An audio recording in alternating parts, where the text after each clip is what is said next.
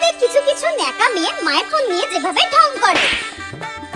কি রে, এই ফোনটা কার রে? This is only mine. বাবা, একটু ফোনটা নিয়ে ঢং করি, ঢং করতে করতে ছবি তুলি।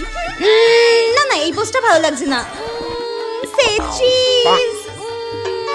এটা কি তোমার মায়ের ফোন? এটা? No, this is my phone, only mine, okay? একটু ফোনটা নিয়ে এমন ভাব দেখাই যেন আমি সবসময় ফোনে বিজি থাকি। ধ্যাৎ।